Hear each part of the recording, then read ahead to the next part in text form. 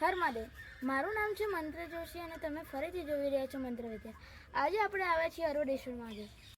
અગર જો તમે 12 જ્યોતિર્લિંગ ના કરી શકો અને તમે સિદ્ધપુરમાં આવીને 5 સ્વયંભૂમાં દેવ કરો તો એનું એટલું જ ફળ મળે છે.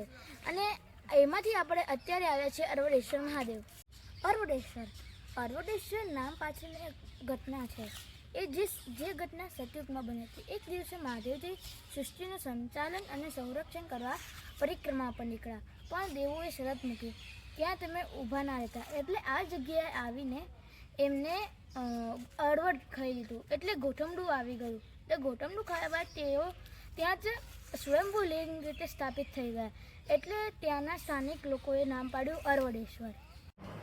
અરોડેશ્વર મહાદેવ પછી હવે આપણે જાણીશું દેવશંકર ગુરુમાર. દેવશંકર ગુરુમાર એટલે અરોડેશ્વર મહાદેવના ભક્ત, ગાયત્રીના ઉપાસક, ટીકા સંધ્યાકારી અને 4 વેદોના જ્ઞાતા. તેમનો જન્મ 1886 સિદ્ધપુરના ધોળાપટના માળમાં થયો હતો. તેમના પિતાશ્રીનું નામ હરગોવિંદભાઈ અને તેમની માતાશ્રીનું નામ મહાલક્ષ્મી.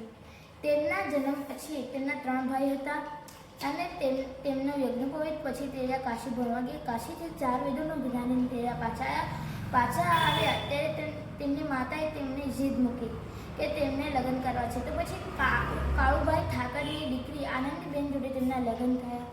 તેમના 2 છોકરાઓ, 1 છોકરી થઈ. ત્રીજી છોકરી આવતા તેમની પત્નીનું દેહાંત થઈ ગયું.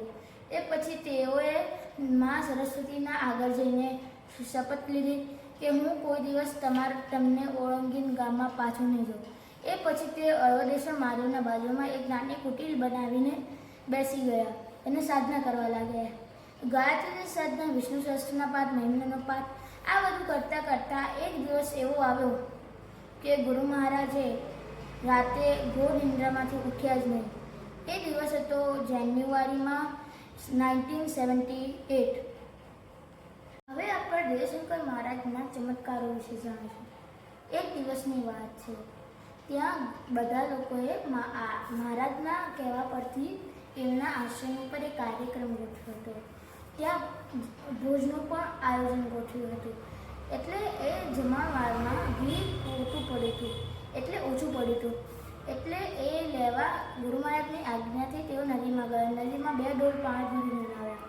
એટલે નદીમાં જેવું પાણી ભર્યું એ ડોલમાં તો એ તરત જ ઘી થઈ ગયું. એટલે ઘી થઈ ગયું એટલે પછી વપરાયું ઘી અને થોડું રહી ગયું. એટલે પાછું તેઓ નદીમાં વેડીને આવ્યા. એટલે પાછું પાણી થઈ ગયું. હવે બીજો એક એવો ચમત્કાર છે જે તમને ખબર હશે. પરમ પૂજ્ય ડોંગરેજી મહારાજ. પરમ પૂજ્ય ડોંગરેજી મહારાજ દર સવારે એઓ અહીંયા મળવા આવતા હતા, એ પણ અદૃશ્ય રૂપે. અને તેઓ તેમને આ નોતરું આપતા હતા દર વખત કથામાં જવાનું. એટલે તેઓ દેવશંકર ગુરુ મહારાજ બીજા સ્વરૂપે ત્યાં કથામાં પણ જતા હતા. આ કેવું કહેવાય, સંતોનું એક મિલન, એવું ભવ્ય દિવ્ય એ વખત વાતાવરણ થઈ જતું હતું. અત્યારે પણ એ દિવ્ય વાતાવરણ અત્યારે એ સ્થાન ઉપર છે. અરોડેશ્વર મહાદેવની જગ્યા એક એવી પાવન જગ્યા છે જ્યાં ઘણા લોકો આવે છે અને તમને અનુભવ થાય છે કે મહાદેવજી હા અહીંયા સ્વયં સાક્ષાત છે. આ એવી પાવન જરા છે જ્યાં ઘણા બધા ઋષિમુનિઓ આવીને તપ કરીને ગયા. અને આ એવી પાવન ધરતી છે જ્યાં ઘણા લોકો હાલ પણ શ્રાવણ મહિનામાં અહીંયા આવીને અનુષ્ઠાનો રાખે છે. અગર જો તમને આ વિડીયો ગમ્યો હોય તો મારી મહેનત ઉપર લાઈક કરો, મારા પરિશ્રમ ઉપર સબસ્ક્રાઈબ કરો અને તમને કોઈ સલાહ કે મારા વિડીયોમાં કોઈ ભૂલ લાગી હોય તો કોમેન્ટમાં લખી શકો છો.